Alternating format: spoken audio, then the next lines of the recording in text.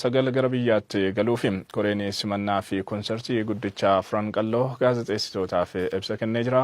Muhammad Siraaj dabalata qaba.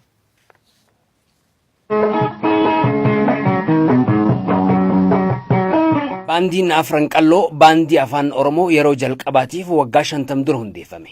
Hundeessitoota baandii kanaa keessaa tokko kan ta'e artiistii hangafa Ali Shabboon waggaa hedduuf biyyaan baay'ee ture booda amajjii 21 bara 2019 gara biyyaatti galuufi. Artiistii kana waliin artiistoonni biroo Adam Haruun dabalatee artiistoonni 17 gara biyyaa akka galan koreen simannaa beeksisee jira.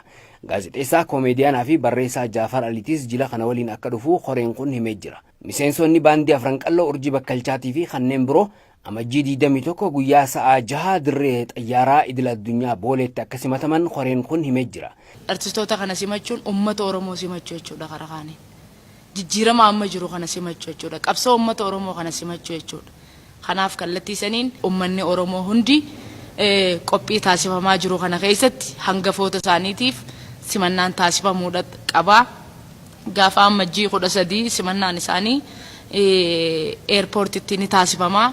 Simannaa kana booda konsertiin guddaan amajjii 26 bara 2019 magaalaa Finfinneetti akka qophaa'u koreen kun beeksisee jira. Konsertiin Finfinneetti jalqabamu kun Oromiyaa bakka garaagaraattis akka itti fufu himee jira. Sagantaan konsertii itti aanee akka qophaa'u yaadamee jira. Qophiin guddaan taasifamaati jira. Gareen dhufaa jiru kun ijoollee Harargeedha. Haa ta'an malee ijoollee Oromoo guutuuti. Kanaaf isaan qofa osoo hin taane qabiyyee Oromiyaa guutuudha qabsiifne.